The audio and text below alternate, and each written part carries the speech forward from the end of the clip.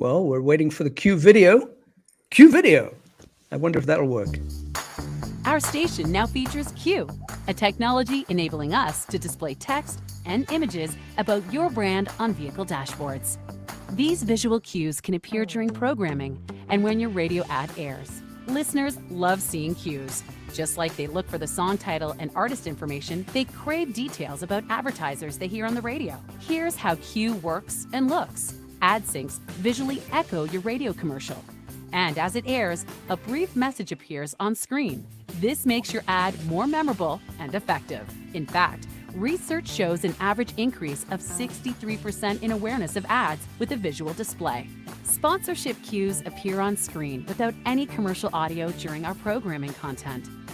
They associate your brand with the best of our station, keeping your brand top of mind in our community. Sponsorship cues are very memorable and can give you thousands of impressions each month. Already, 80% of vehicles on the road today can display text on the dashboard, and that number is going up each year. And for the 20% of vehicles on the road that can display both text and an image, we'll present your logo at no additional charge. QUU provides a positive experience for listeners and powerful visual reinforcement for your brand because our listeners can now see your radio advertising. Interested and want to learn more about how QUU can help your business? Let's talk about what QUU can do for you. Fantastic. Great intro for the first day one of Radio Week 2023. Delighted to have all of you, wherever you are in the world, watching this session. You're going to learn so much about a new technology, about how our world is changing, and how listeners who spend so much time in their cars in many parts of the world, and it still remains radio's most valuable day part. It's where we charge the most. It's where we have the greatest amount of active listening to the radio. So it's really a critical part of radio stations, a very critical part of audiences. Well, that's what we're going to talk about today. Many radio stations, unfortunately, failing to recognize the opportunities that are being created by the fact that your car dashboard doesn't just have a small FM tuner like it did for most of my life growing up. It now has a huge screen console. It's like one that you can play video games on. It's one where you can watch live football games on. I just watched, guys, I'm not sure if you saw this, but in my feed yesterday on LinkedIn, BMW showed how Bundesliga games can be watched on your screen live. Fortunately, they insisted only starts when the car is stationary. The rest of the time, the screen's black and you can listen to the commentary. But that's what's now possible. Are radio stations taking advantage of what these screens can do for us? I fear that maybe most are not doing that. And that's why we have this particular panel here, starting off our Radio Week. This is day one. We're going to understand all the possibilities that a dominant dashboard screen offers to radio stations. And I'm joined by Steve Newberry, the CEO of QUU Interactive, who's also the sponsor. Thank you, Steve. Ruedigar Landgraf, the Chief Strategy Officer of Kronehit Austria. Tina Murley, who's the Chief Revenue Officer of Beasley Media Group. Thank you for joining us, Tina. And Clay Walker was meant to be here, Director of Programming Operations at Odyssey. Unfortunately, Clay can't make it. So Ruedigar, you'll be talking twice as much as you were previously going to. I'll do my best. Great. That's all we ask for. Let me start with you, Ruedigar. The dominant roles of screen in the car dashboard. How has that meant that you, as a strategy officer at Kronehit, are thinking differently about your audience in the car? Yeah, I mean, it's always when something new comes around, is it friend or is it foe? And of course, like always, it's both. So coming with the big screens in the car is always a bigger kind of entertainment variety for the audience, like streaming services, direct access to podcasts and so on, but still also the linear radio. So the first thing that's important to us is that it has to be a visual and an audio experience. So the most easy thing actually is to do something like to put your logo in a proper way, and you won't believe how many stations don't do that. So my first advice is, if you don't do that, because it's the first thing that helps you a little bit and increase your branding. Second thing then would be to include the cover flow, include albums, which is a little more tricky because you have to bring the albums to it. Some cars have their own way of matching album art. I drive a Tesla myself, and I have to say they did a lousy job, and now they changed it to TDS AutoStage, so it's a lot better now with the new software. So sometimes you are, I would say, in God's hands when it comes to that. So you can control the entire experience as much as you want to. And the third thing that's important is typically there is also a bigger abundance of radio stations, because nowadays the tuners combine FM, some markets also AM, and also, of course, DAB and DAB Plus or HD radio in the States into one giant list. And you have to cut through this noise. And so you have to be very specific to give your audience a chance to be able to explore your station. And if you call it like any generic name, it's not so easy to get that. So a direct product proposal in the brand name would be helpful as well. Well, there's lots more that we're going to talk about, but I want to get to you, Steve, and ask, you clearly saw the opportunity when you saw these screens emerging in cars. You knew that there was much more that could be done for radio stations. I mean, the risk for all of us who were running radio was, would this be the rise of television in cars? That was kind of the scary idea. If we think about a future where you don't have to drive anymore, self-driving cars, etc., people don't need just the audio. And that's going to displace these businesses that have been developed over centuries. But you saw the opportunity and you developed something. Tell us more about what this is and how it works. I did see the opportunity, and part of my background before I joined QUU, I am a broadcaster in the States, and I also worked with the National Association of Broadcasters as their executive vice president. And I had the lead between the automotive industry in the US and the broadcasters here. Clearly, there were evolving technologies that radio needed to take advantage of. We had RDS and HD, and we just weren't taking full advantage of that. And there's so much more that's coming. You mentioned the DTS auto stage. What a fabulous technology that is. And radio needs to be there. And I was excited about it when I was asked to join. I did not create the QUU technology. I came on board after it had been created, but we've tried to push it to a different level because we really do want broadcasters understanding we're not a one-dimension service anymore. Radio can be much more visual, can be much more engaging. And what Ruedigar said is exactly right. He outlined the station logo and then the artist information. And then there's a lot more content that we're beginning to promote that we'll be talking about. So broadcasters, radio broadcasters can't just sit and define us as audio any longer. Apple, Spotify, Pandora, so many of our competitors, the satellite companies, so many of our competitors are doing visualization. We have to do that to not just keep up, but exceed the expectations of our listeners. And I think that's probably a mix of both on the content side and on the revenue side, right? There's potential Absolutely.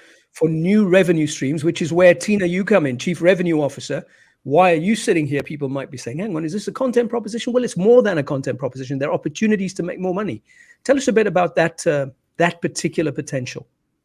Absolutely. Radio is over 100 years old, so it's very rare that we have new technology to sell that advertisers are excited about. And this is a technology they are really excited about. We often have advertisers calling us and asking us how they can get on the dashboard, which is really exciting.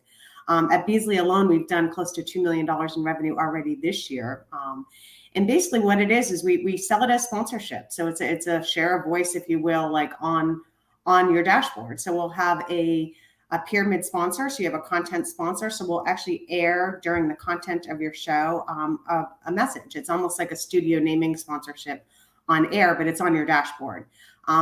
Advertisers love it because it's closest to the point of purchase. You have your visual on there. It also tremendously increases brand lift.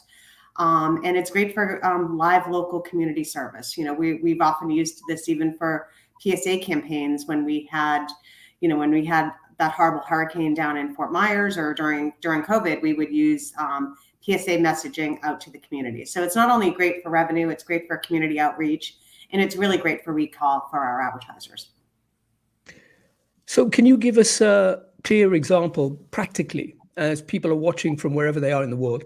How do you actually sell this? So we're normally used to selling 30-second spots. We're selling solutions for advertisers. What is the add-on? How do you do this? What are the words? What's the language? Great question.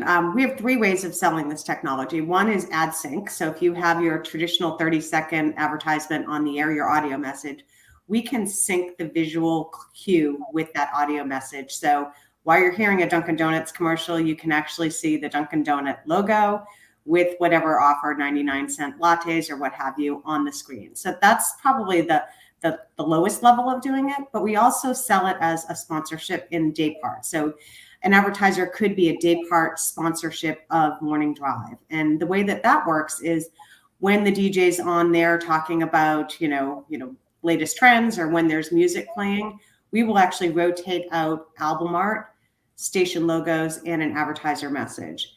Then we also have top of the hour sponsors. So every top of the hour, it's like a studio sponsorship. We will have that advertiser there. It's really important, and I think Steve will probably expand on this a little bit. It's really important that it is done with the branding of the station, and it's not done so pervasively that it's a turnoff. So that we don't want one advertiser up there 24 hours a day, because it can get a little stale and it can get confusing. So we'll rotate it out with the branding, with that advertiser message, so that it's in there, and almost like a promo on a radio station, if you will. Like it's a reminder, it's there. It's great branding, but it's not up all the time that it, takes away from what we're doing as a radio station. So is your rate card changed? You now have a rate card that says you can buy a radio spot, but you can also buy Radio Plus. Yes. What do you call it? AdSync technology. That's a great question. The AdSync technology, we tend to have an add-on. So it will be our rate plus 10%, if you will, to have the visual cue.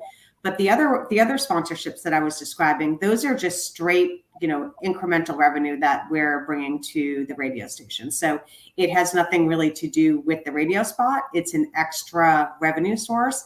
And many times we'll see marketers will pull revenue from their digital budget, from their outdoor budget. So these are budgets that are not coming from radio budgets, they're coming from other media. So it's a great way for radio to really take a larger share of the pie, the revenue pie, because we're taking it from other budgets. Tina, now you've said something that's got anybody watching super excited. We're taking budgets for other people. They've stopped taking from us, hopefully. This is great to hear. Those of you who are watching wherever you are in the world, just remember that you can ask questions as we go along. At a particular point, I'll be seeing your questions pop up, whichever screen you're using, whether you're on YouTube or you're on StreamYard, send them through. I see them. I'll pop them in during the discussion or maybe towards the end. So feel free to ask the questions that I haven't asked. So far, Tina's been very kind. She said, I've asked great questions twice, but maybe that's my limit. I think I've hit my ceiling. So we're going to need more of you, wherever you are, to send us your questions, because then I'll look smart as well. But don't worry, I will attribute it to you. Let's get back to you, Steve, and talk about the content side. So Tina's given us some great insight on how you can make this into a proper revenue generator that people see is valuable. It actually works. It emphasizes or enhances the messaging that's already happening in audio form. What can we do as content people? How do you make us radio people look like we belong on a screen, native to that new medium? Let's call it that. Well, I always begin by saying the listener experience is the most important consideration we all have to make, whether you're on the advertising side or the programming side. It has to be a positive listener experience.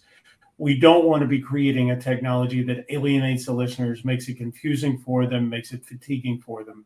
So the way to do that is by having the proper placement and not oversaturation with one client or a couple of clients, but having a good balance.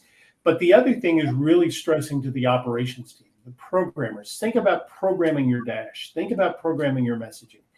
And that can be everything from the creativity of messaging during the holiday season. We had one client that was posting a message that said, thanks for listening to us while you're looking for a parking space. Because they realized on a Saturday afternoon, everybody's out at the shopping malls looking for a parking place. Just something that could bring a brief smile, much that listener connection that radio always prides itself on. But Tina alluded to this earlier. It's also a really effective tool in emergency situations. You can put weather bulletins there if there were to be a tornado or flood warning or some type of weather alert. Beasley in particular did a great job during COVID where they put messages up across all of their stations.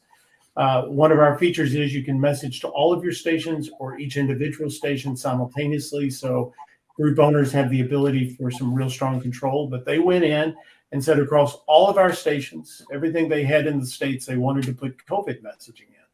They wanted to put messaging that said, stay safe, stay 6 feet apart. We're all in this together. So it really brings the emotional connection of what the listener has always expected. You know, radio is a very personal medium.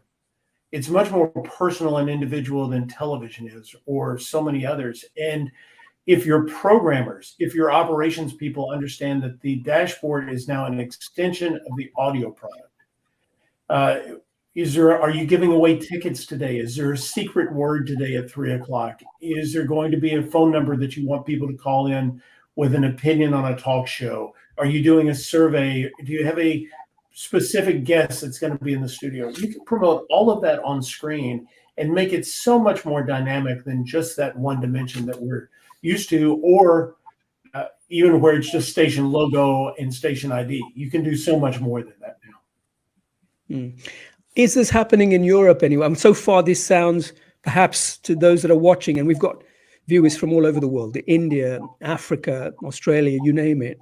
This is probably sounding a little bit American-centric, right? We're talking about HD radio and the way it renders on HD radio. How does it apply in Europe, Ruedigar? Is there an opportunity there? How does that emerge in the absence of HD radio?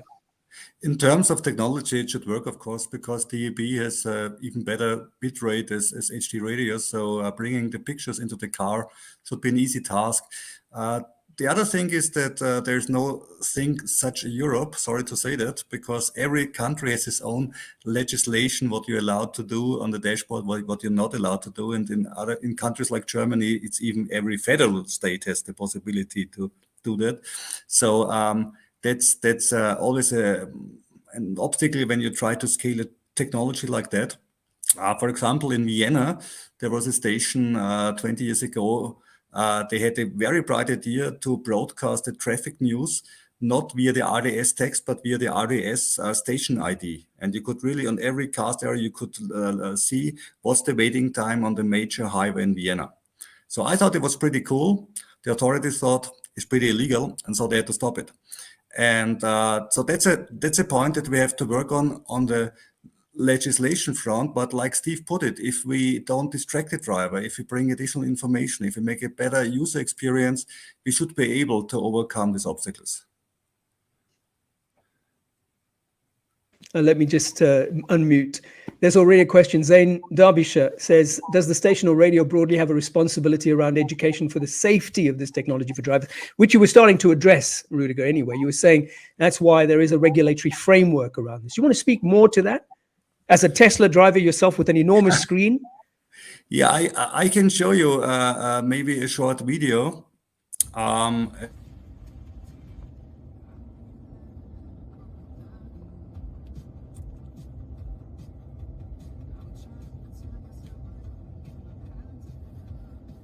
Do you want to talk us through it, or you've muted yourself, Ruedigar? So I'm assuming you just want us to watch this.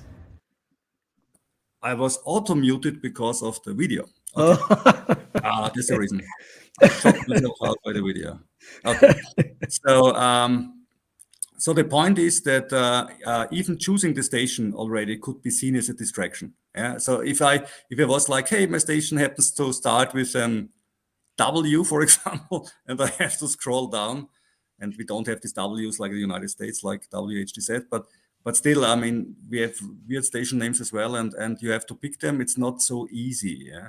So navigation by logo is totally important. Having a distinct logo that helps you to stick out is a lot better than to have the driver trying to read all these little things.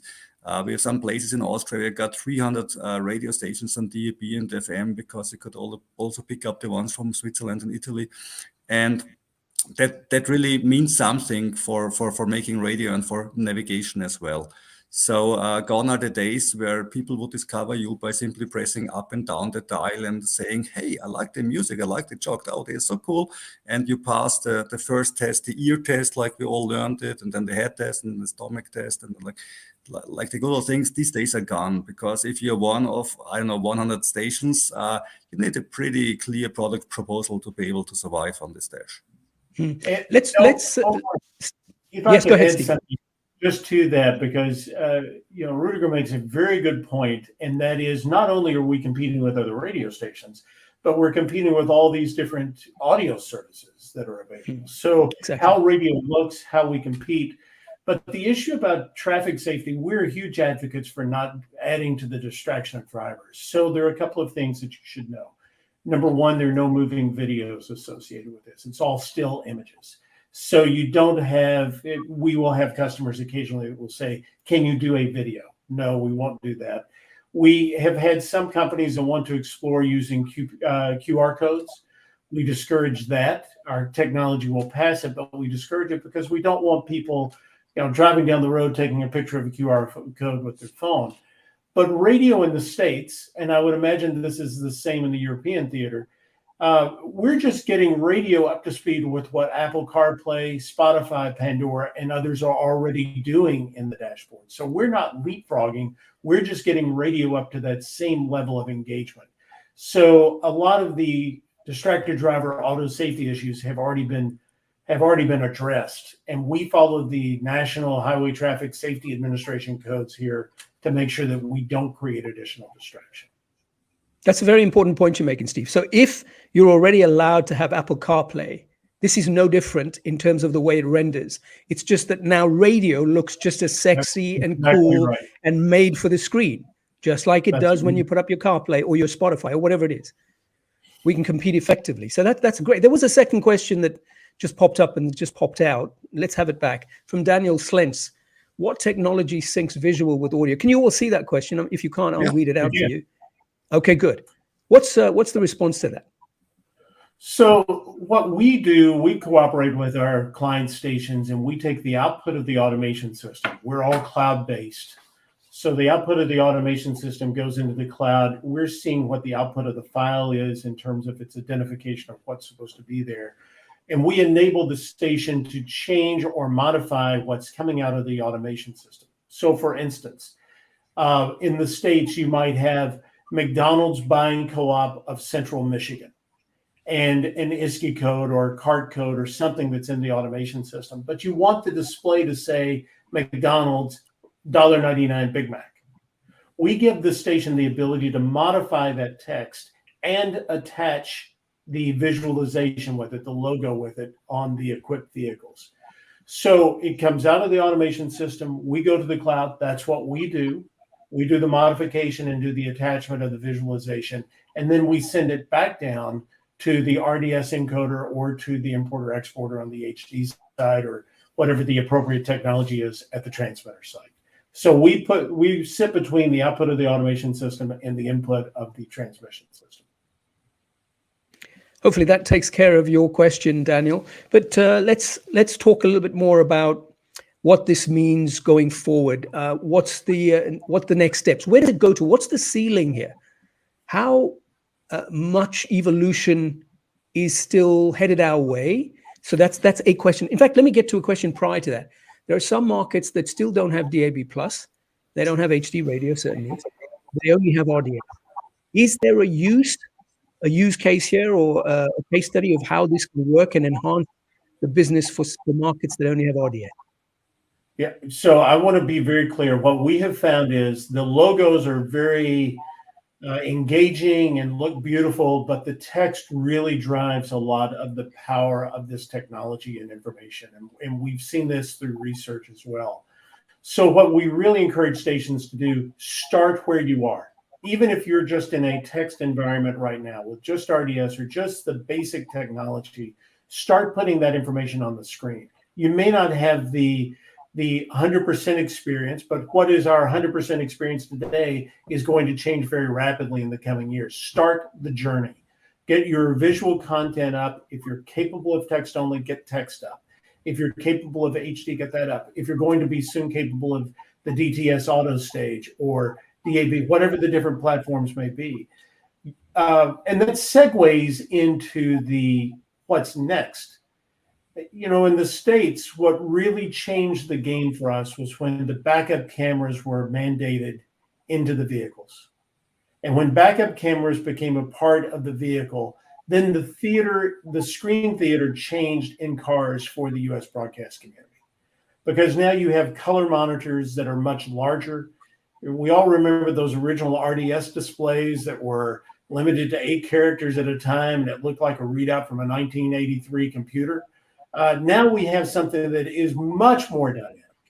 And I think the opportunities are going to be endless for us in terms of how we manage the data, how we present the data, what type of visual engagement we're going to have for people. And interactivity is going to be a huge part of what's coming in the future as well, so that we will have the two-way communication back and forth between radio stations and the consumer.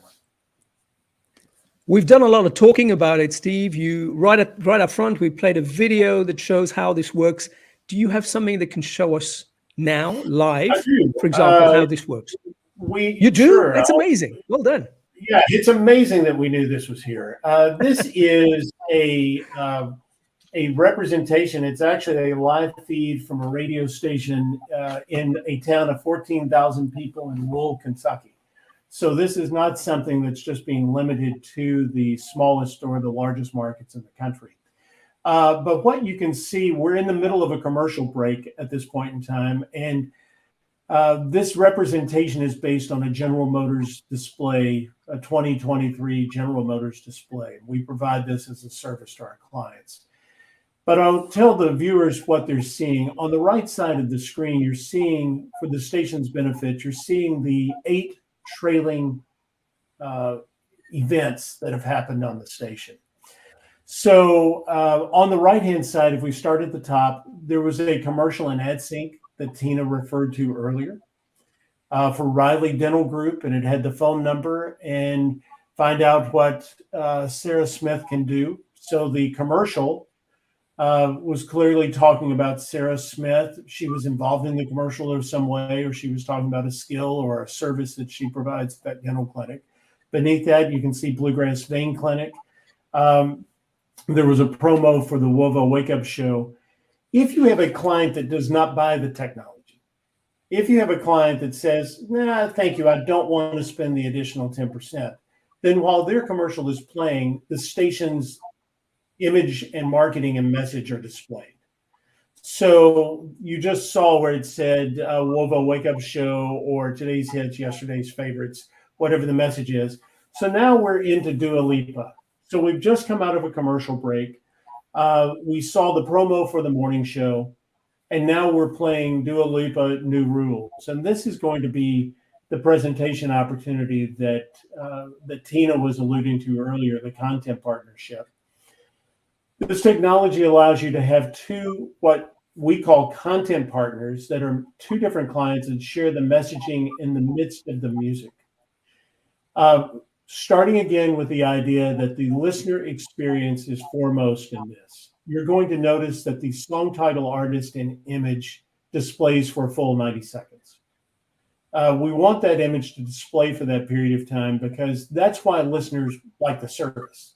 They don't like driving down the road thinking, who's that song? Or I wonder who sings that, or having the memory of the album cover. So we give them ample time for them to have that emotional experience with our radio station. They're seeing the artist, they're seeing the name of the song, they're seeing the image of the artist if their vehicle is so equipped. And this stays up for a full 90 seconds. So I can't quite see my timestamps, but at some point in time as we're talking, you're going to see that a message will come up from one of our content partners. And as that content partnership presents itself, it'll stay up for approximately 30 seconds. And then, so it just happened. So there's my hospital, one of my two content partners.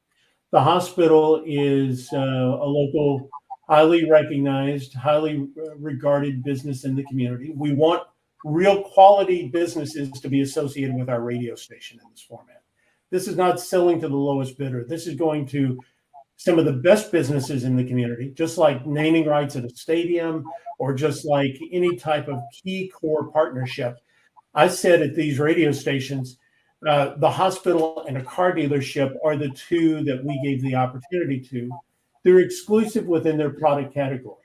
So they are, the hospital has the only medical service, and the car dealership is the only car dealership that's eligible for this content partnership. And then you saw what felt very quickly, it goes back and it returns back the display of the song title and artist for the balance of the song. What I think has been most gratifying for me about this is I've had a lot of programmers that typically, they're very protective of their product. I'm an old programmer. I get what it means to be very protective of the listener experience. And I think they have been pleased, if not relieved, that we're doing this in a way that's not quite as intrusive. The technology that was evolving in the States for the longest period of time was one client would appear during the entire commercial break. It might be a law firm, it might be a car dealership, it could have been a hospital, and their message would appear over the top of the whole commercial break. So even if you were running a McDonald's or a building center or hardware store or a car dealership, the message for the attorney was playing the entire time, or for whomever that sponsor was. Listeners were confused. They thought the radio station wasn't paying attention. They thought the radio station wasn't engaged enough. And this is giving stations a much more engaged view. Now, as you're looking at the monitor, we came back, there was some type of station imaging, or there was a brief talk from the air personalities. And now Ed Sheeran is going to play. And again, you're going to see that this will display for the 90 seconds or so, and then it'll rotate in. And I would expect that the other partnership, which is the automotive dealership, is going to display at that point. So you have seen, if you look down on the bottom right, the next to last where it says Bluegrass Vein Clinic, that's the message that displayed during an auto sync during the commercial break, that displayed for the 30 or 60 seconds of that commercial. And then it went to the dental center. But then now that we're outside the breaks and we're into our regular content, the content partnerships, and this is driving very significant revenue in the States. That's so the fact that we've got something that the programming folks feel relieved with and appreciative of and thankful for, that we're cleaning up what the experience has been, and we're creating a real revenue opportunity for the stations. This product is getting a lot of recognition right now, and we're getting a lot of success with it. Thanks for that demo. That really helped, I think, clarify for a lot of people who are watching how this actually works practically. Ruedigar, you've been too relaxed. I saw you there looking like you were about to turn a page on a book and so on. So I'm going to throw a curveball at you. What kind of objections can you foresee from programmers as they start thinking about this? Do you think you're going to have some of them say, no, this isn't radio. Why are we doing this extra stuff? Why are we getting into visual? Or do you think they'll embrace this, and in what way? Not at all. I think that for radio people, everything that's good for the listener experience is great, and radio is far from being just audio. I mean, if we were just audio, we would have been on Facebook, Instagram, whatever. I mean, radio is a lot more than that. So that's not the issue. I think the big issue is really to see this as a premium product. Typically, normally in sales teams, you have the issue that you have people that selling the airtime as a premium product and giving away the new stuff as some kind of add-on or stuff, because they're not confident in selling that, because they didn't sell it before, And so that would be my question to both Tina and Steve. How did you train or educate your salespeople to do that, to go up to the client and do this in a confident way? How did you do that? It was actually pretty easy. I'm thinking of something that just happened last week where we pitched a client a $200,000 program, and they said, "Do you have that thing that we can see our logo on the screen? And could you do it for $275 if we got that?" So it's been easy because the advertisers see it and they want it, and so salespeople are they're opportunists and they're looking for ways to make more money. So the product has been a pretty easy sell for them. It's, typically we were always theater of the mind, right? And now we have that visual cue that reinforces their brand. And it's a new technology that advertisers are very, very excited about. It makes them more money. We actually count it toward their digital budget, even though it's a radio product. So that helps them, have their budget achievement, it ticks that box a little bit, if you will. But I think it's really, and to step on the programmers in the room here, I've seen that our programmers have embraced this even more. And we've done things like, we have some sports stations in the US.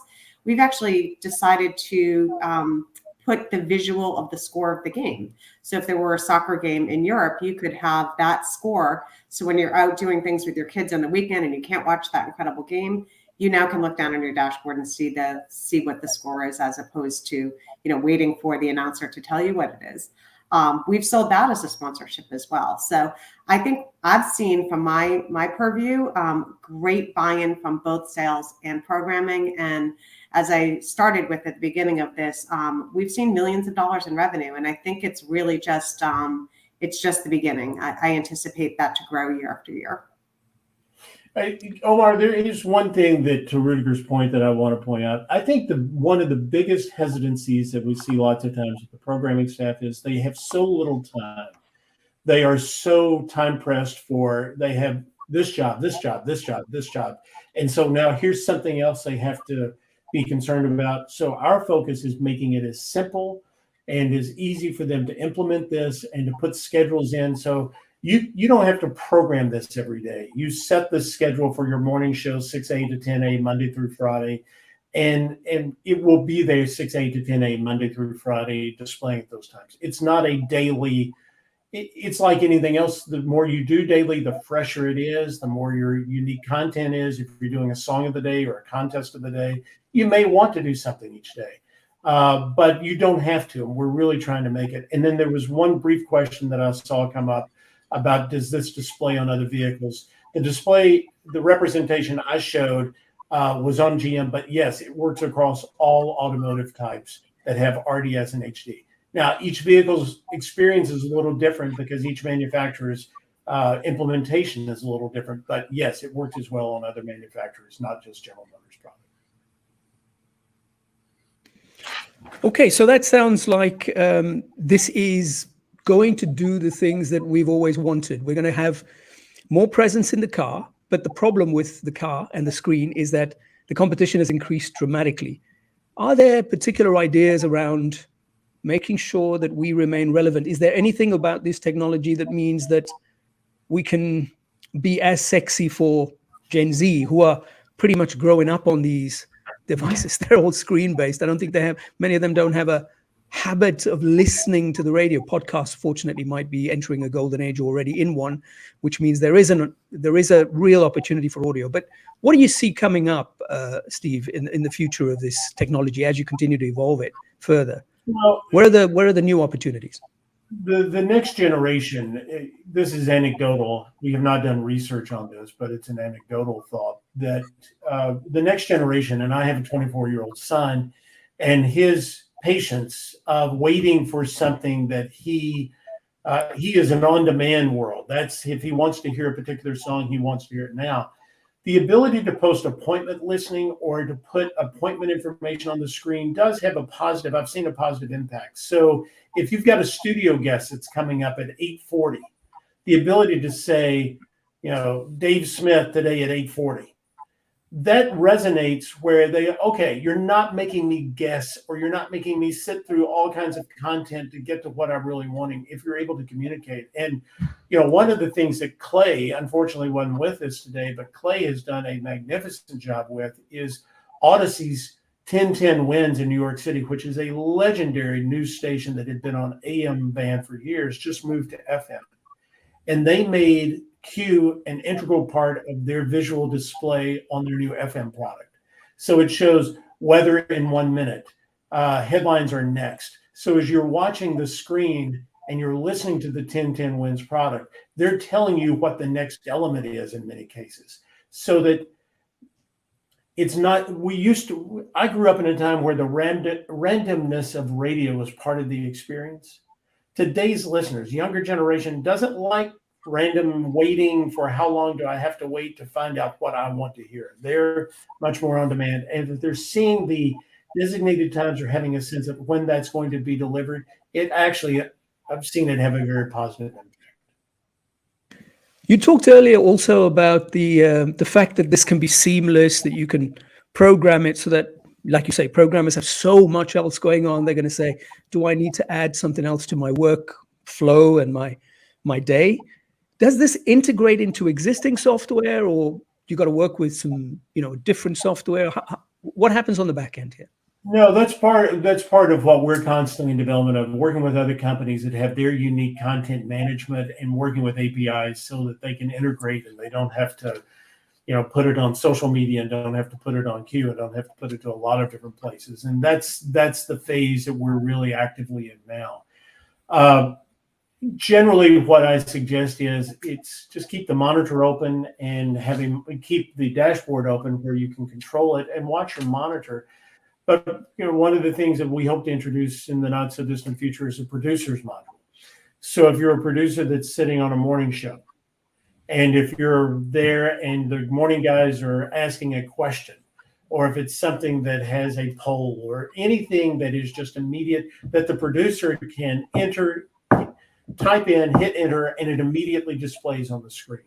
So it's not something that requires 10 minutes advance notice, but our technology really does, enable immediate display. If not immediate, within a matter of seconds, the display reacts to what's being keyed in. And radio is an immediate medium. That's another one of our strengths, that we can be very reactive and respond to those emotions. And that's where we see this growing.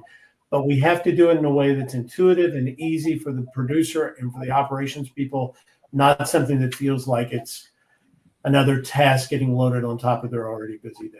And we're committed to doing that. And I would add, from the sales standpoint, we're doing the same thing. So we're integrating the software into our continuity platforms so that a salesperson doesn't always have to scramble to find the logo or how am I syncing this. So it's actually living right in where our audio lives. So we'll save the video file, we'll sync it up. We make it very easy for the salesperson to traffic this to get it executed as well. Now, I know, Ruedigar, you're not in automotive. I understand that, but you drive a Tesla, so we always look up to you, Thank you for saying that. You have to tell at some point the story about how this thing just suddenly stopped for no reason when you were going from one city to another. But that's for another day. It's like a computer, right? Sometimes you got to reboot it and it doesn't work. The screens, they're going to keep getting bigger, right? Yeah. I'm not sure if they're getting bigger, but I think they will stay pretty much the size they have right now.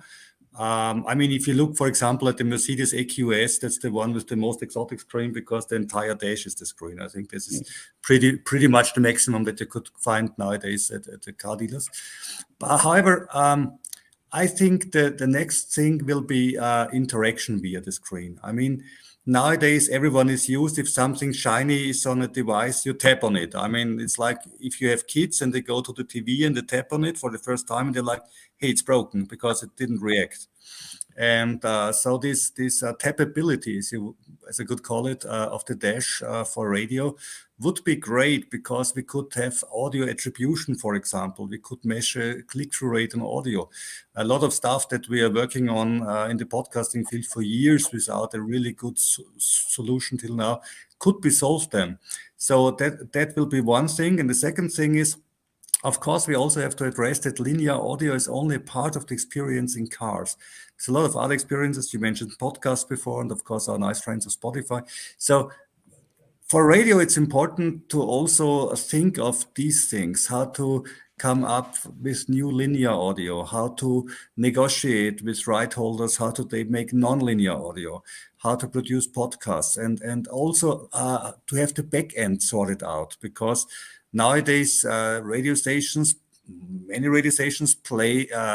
plan side streams or linear streams like the plan radio stations, which is not very efficient, so to say. So having automatically metadata attributed to your music by artificial intelligence will be important. So it's a lot of stuff that you need, because in the future it won't be enough, even if it's the most brilliant station in the world, to be one of 100 logos on one of, let's say, 4 generic entertainment apps, which might be, for example, TuneIn or podcast app or whatever.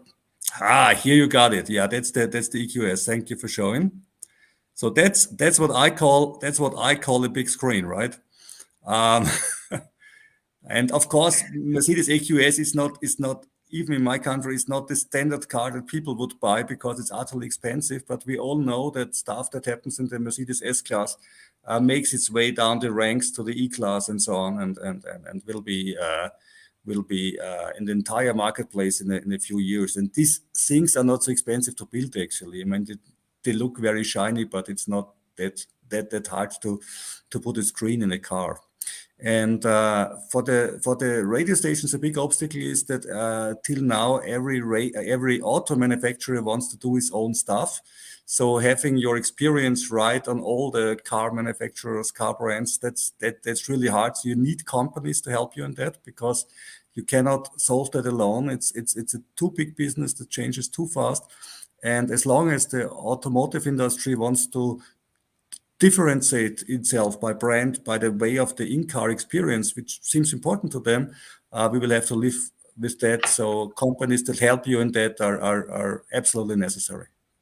Omar, if I could add, and every time Ruedigar says something, he brings up a point that I want to reinforce because he's spot on with it. But two things that I would say.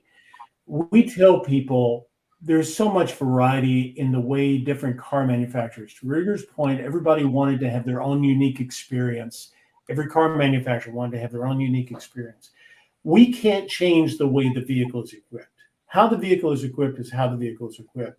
But we can give that vehicle the best experience possible the way they're equipped. If they just have RDS, we can't convert that to HD. If they have HD without visuals, we can't all of a sudden start that. But whatever their vehicle is equipped, how it's equipped, we can give them the best experience possible. And, so many times I have people that think, oh my gosh, if I can just get song title and artist established, that's the holy grail. Well, that's just the beginning. And Ruedigar's point about the future, about all the metadata. And that's why we have such a great relationship with the Xperi DTS folks, because their auto stage technology is going to enable radio stations to present so much more interactive, so much more dynamic. I just saw it over the weekend on a Mercedes here in the States. It's going to provide such an opportunity. And what QUU's job is to continue providing the content and filling that pipeline. So as radio evolves, radio stations can focus on their external product and not be trapped trying to say, okay, how do I know what album this came from? Or how do I know who wrote this song? Or whatever the metadata points would be. But make it as seamless and as easy for radio broadcasters to continue to meet that increasing demand. The interactive capabilities are going to be there. I'll say what I said earlier. Take the first step and trust that there are companies out there that will help you take the next step and the next step and the next step. Don't feel like you've got to get to perfection immediately. Just get involved and start putting metadata up on the screen. And that's what we're here for. That's what Xperi DTS is there for. It's really to provide radio broadcasters and their listeners an entirely different experience opportunity than they've ever heard before. Steve, we're going to give people a chance to watch a bit more about how QUU works. So we're going to play a little bit more of a video. I wonder if you want to lead into that. Do you want to just take us into it?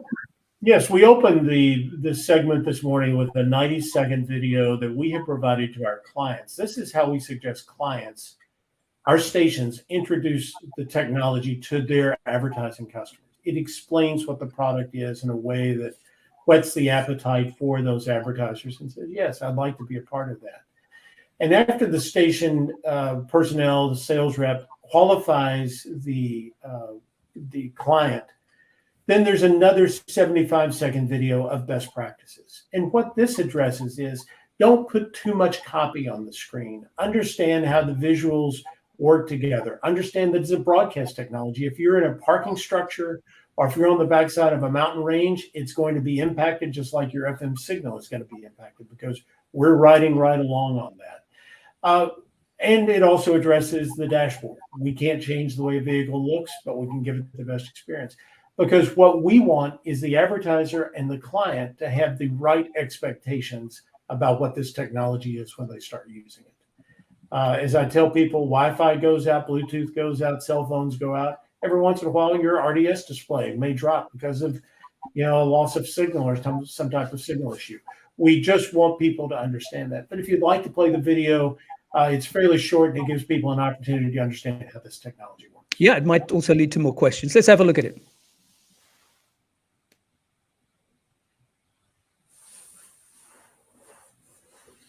It's a bit of a dead roll here, so it'll jump in just a moment.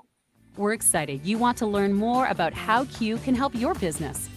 Let's review how you can be most successful with QUU. Remember, the power is in the text. Just like on highway billboards, simple, short, and direct wording works best.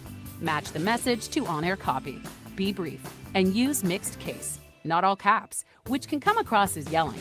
You will find automotive radio displays vary widely. While we can't change how a vehicle is equipped, QUU sends the same information to each receiver to ensure they have the best experience possible. Text messages load rapidly, but logos can take a few seconds to appear. Logos will only display in the 20% of vehicles equipped with advanced HD receivers. Just like Bluetooth, cell phones, and radio signals, service may be affected by the distance to the tower or other obstructions too. Our station uses QUU for a positive listener experience and the benefit of visual reinforcement for your radio ads. Through QUU, our station now offers a powerful and effective advertising technology to you. And with these simple tips and best practices, your business will get maximum impact and return on your investment. Let's get started. We're excited about putting QUU to work for you. There you go.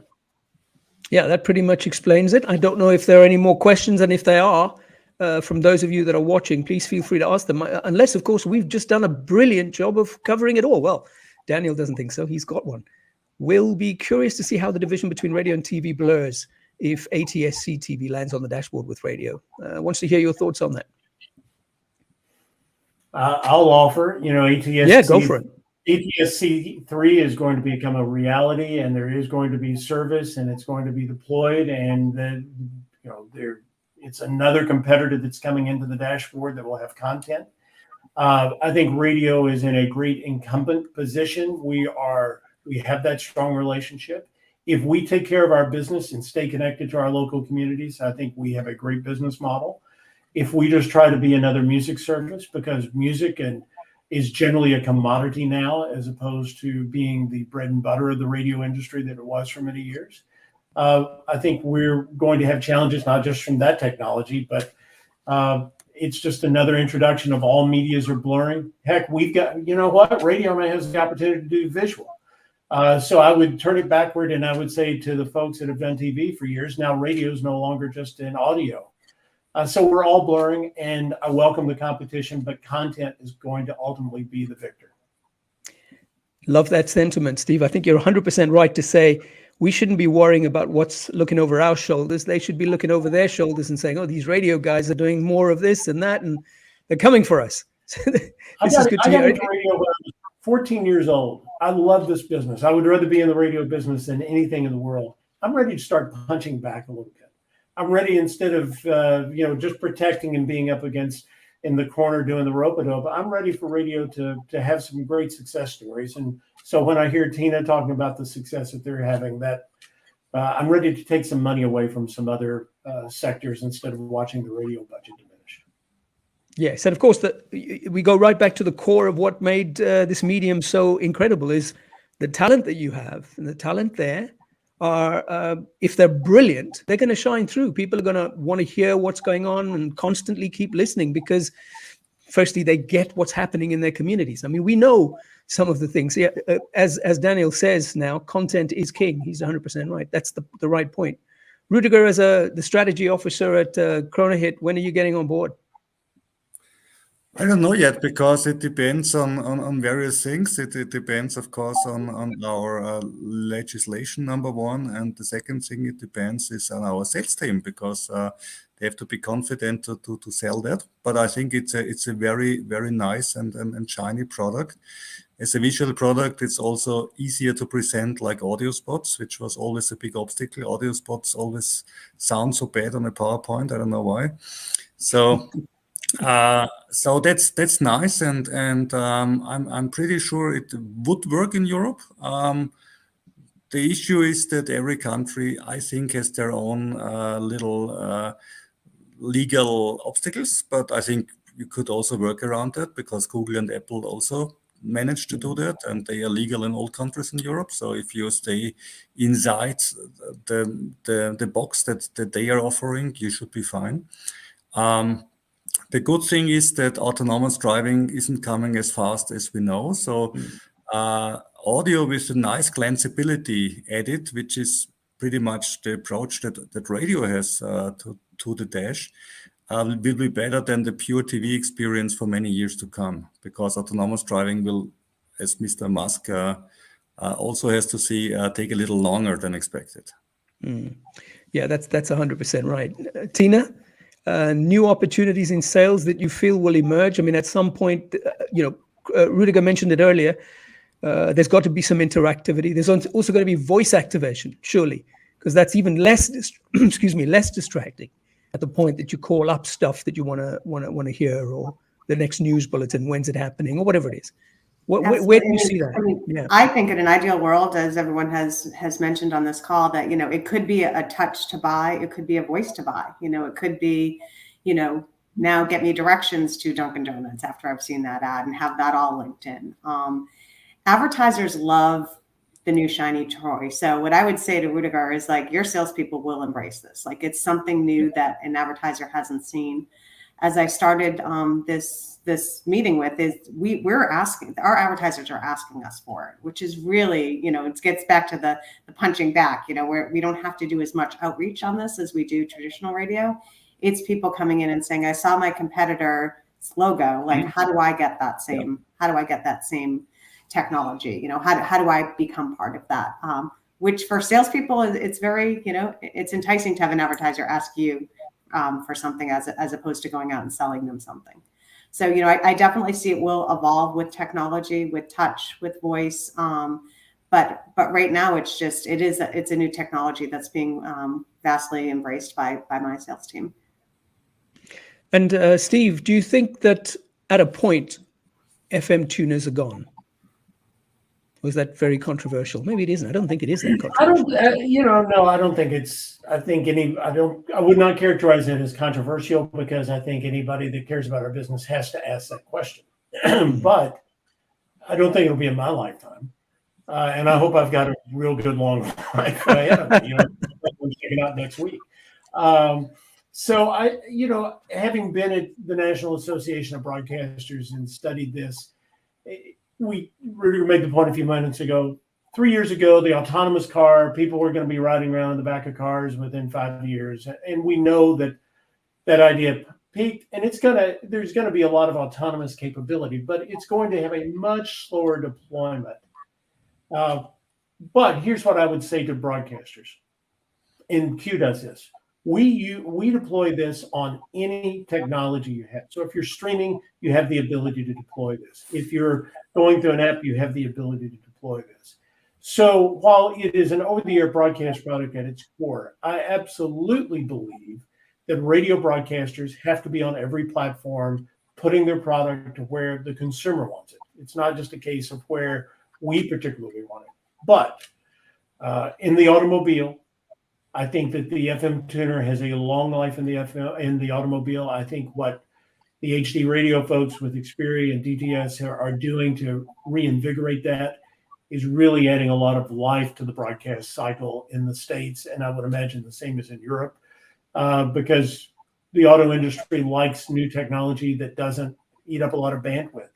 It's good, efficient deployment of entertainment and content through the over-the-air technology, and you can't argue with the economics of that. It's very, very cost-effective to deploy.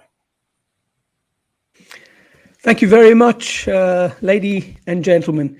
That was a great discussion. We learned so much from this particular discussion about how the in-dash display is changing, and most importantly, what content and revenue opportunities are emerging. QUU are right at the forefront of that. Ruedigar Landgraf, Kronehit Vienna, Steve Newberry, the CEO of QUU, Tina Murley, the Chief Revenue Officer of Beasley Media Group in the US. Thank you very much for your time, for your wisdom today, explaining all of this and giving us these insights. And you can catch these videos, for those of you who missed this or missed parts of it or want to watch it again. It's going to be on redtech.pro. It's on YouTube. We'll keep posting links on the RedTech newsletters as well. And stay with us for the rest of Radio Week 2023 every day between 1400 and 1500 Central European Time. Thank you, everybody. Bye-bye.